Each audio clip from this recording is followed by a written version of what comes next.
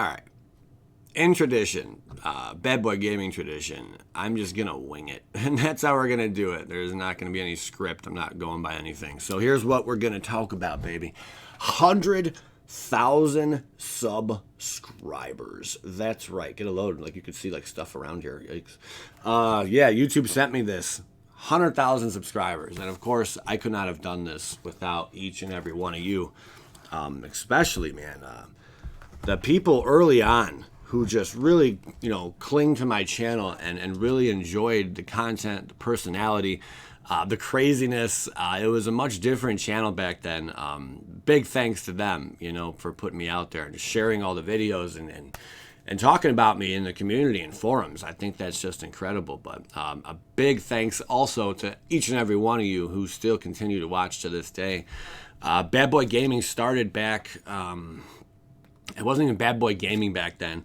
The channel started as MTG Schism Report. I like the Tool song, basically, that Maynard wrote, called Schism. I think it's a really cool song, and I just mixed that with Magic the Gathering and came up with MTG Schism Report, and just the split was kind of like a split personality that you could see in the videos, Kind of playing on that word schism, not exactly verbatim the definition in the dictionary, but that was the first channel name, MTG Schism Report. And before that, I was opening boxes of football cards, but it wasn't so even to be on YouTube to have my own channel. It was just, I think one website I entered a contest when I was collecting sports memorabilia, and you had to make a short video showing your collection. So I did that, and I put it on YouTube because that's where they said to do it. I'm like, all right, so there you go. And then give them a shout out on YouTube, stuff like that. I'm like, okay, I have 2 subscribers, my mom and myself. So it really didn't go I didn't know what to do with it. I just threw it up there. I didn't really care. But then moving on after that, I uploaded a few more videos. So I'm like, okay, this YouTube thing's kind of cool. And you got to keep in mind, this was a long time ago. I think the first video I ever dropped was back in, I want to say 2007 on the channel. Man, I wish I would have started YouTubing back then, because this channel would be, oh man, I'd probably have 10 million subscribers, and I don't know what I'd be talking about. It probably wouldn't be Magic though. But yeah, there was a big boom back then with YouTube, and that's when really things started taking off for YouTube. I think it was 2007, 2009, just a huge flash in the pan boom of a lot of content creators and people just taking off and people jumping onto YouTube, and watching videos. I think that was the big boom. If I'm wrong, please correct me. But yeah, after that, I uploaded a couple other videos. One was not an accident, but someone falling off a bike, just really weird things, and just kind of went with that. And it was 1 or 2 videos a year, I wasn't really doing anything with it. I was living my life. I was working full time, overtime. I was working my butt off in the job I was at, delivering, what was it?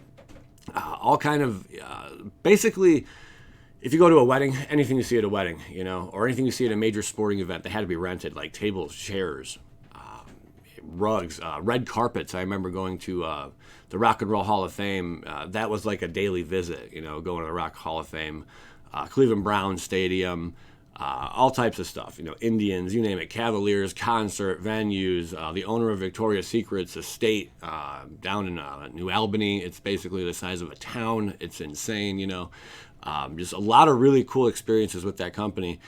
And then I was going to school as well while I was working. And you're talking, man, between school and work, I was pushing 80 hours a week, really grinding it out in college and school and the home life. It was just too much.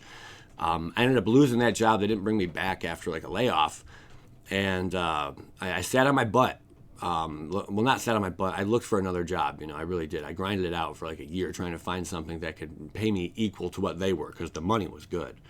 But I couldn't find anyone who would do that. So I started taking oddball jobs, doing deliveries, for businesses and whatnot. Eventually to where I landed in working in the graveyard, working in the cemeteries. I was actually doing the, what do you call it? This is the first channel logo, by the way, right here. That's why this is up here, just for anyone's wondering why that's there. And then this is the second one here, which, as you can see, the channel was very offensive back then. Or like, you know, a lot of people would be offended by this. That's why we've changed everything. But I was working engraving tombstones and what have you. And then also delivering them in cemeteries, sometimes meeting with people's families. And that's not easy business right there, you know. That went on for, I think, about a year until, and I was dropping videos as well on YouTube for Magic. That's when I started it. But I remember I came across an app during some of my downtime, and the app was Magic 2015. And the second I saw that, I contacted my buddy Adamo, who taught me how to play, and we both started playing Magic, 2015 online, and we had a lot of fun. And then he's like, "Hey man, let's get some cards together. Let's go to an LGS." Like, I'm like, okay, and we started doing that. And then Magic just really came around, but it wasn't until I'd say the Eternal Masters product dropped, and I'm like, I gotta have that. That's really cool. And someone got me a gift, and it was an entire box of Eternal Masters. I was blown away. It was so cool. And I'm like, wow, I ought to remember this. So I put it on YouTube and uploaded it. And it's almost like the rest is history, but that got views. People found it entertaining, but that video was atrocious. It was a two-parter. I think I took about 40 minutes to open it. You can still see it. It's on the channel. It's not really worth watching, but there are some really good pulls. There's a really amazing booster box with Eternal Masters. Everything was done different. And so the channel just kind of went from there. And when I saw people were paying attention to me and cared, I'm like, this is kind of weird, but kind of cool, I want to be in the spotlight. That's sweet. And I began just opening more and more boxes and bundles, really bundles is what I went after because they were cheap. I was able to make a video on that, get 2 or 3 done a week. And then I started buying random collections. And then I started doing deck techs, the Baller on a Budget series and all that. And it just spiraled out of control and went from there into what you see now, where I'm opening up, higher end booster boxes thanks to Patreon support. I could not have ever done this channel without Patreon support. That was the backbone that funded this channel, period. So thank you to every patron who's ever been a part of Bad Boy Gaming, MTG Schism Report, MTG Evolution. These are all the names. Bad Boy MTG and now Bad Boy Gaming. Wow, we've been through a lot there. But yeah, it just goes on and on with just there's so many stories I could share with you guys. I think the funnest videos I ever opened were the random collections. If you type in Bad Boy Gaming random eBay purchase or random collection or something like that, you can find a lot of really cool videos there. And some of those put me on the map because I kind of got lucky. I think in one of the openings, we opened up a nasty amount of stuff. I think I talked about it yesterday. But yeah, you can find all that. And there is some swear words. All my older stuff, a lot of foul language. There were no Fs given. I was dropping F-bombs like it was going out of style. And I even cleaned up because some people were like, hey, you shouldn't swear so much. I'm like, okay, maybe I shouldn't. So I stopped saying the F word and I started saying, the S word and a lot of very inappropriate gestures and such things, and just some really nasty stuff in the early days. Like the first 150 videos, they're out there. Let me tell you, they're a smack in the face kind of slapstick humor and comedy. Sometimes even frogs would appear in my videos hopping around. The things I would do was just really weird. I had a burning knife that I lit so I could try to cut some cards in half with a fiery burning blade. Like this weird things went on back then, But it was a really fun time, because I was completely uncensored, and that's what I liked about the channel. But I found out that's not the way to go, and I felt YouTube was kind of really censoring how much they would share my videos, and I thought, well, that's kind of crappy, I didn't like that. So then I cleaned up the act, and it looks like it paid off in the end, There's been some rough patches along the road, I should say. I poked fun at a couple other content creators, or I'd put people on blast, who were lying to their subscribers, and I can tell they were lying because I would go out there and then purchase the same repacks and not pull what they're pulling, and it was all just junk, and it was like a crazy big scam. And I got some fire for that because I was putting people on blast, and they didn't like that. So the whole channel then shifted away from the repacks and calling people out because, you know, that could be a big deal. You know, these people, they can have your address. You know, it was too much to worry about, really. I didn't want a whole lot of trouble. Recently, I did a repack video, though. So, stood away from that and then got into more gameplay. Arena dropped, and I went along with Arena. I started playing Arena all the time, and that was fun. You guys seem to enjoy those videos. And I think I have the 3, next to PewDiePie, I think I have the 3 most viewed decks on Magic the Gathering on YouTube. I think the top 4.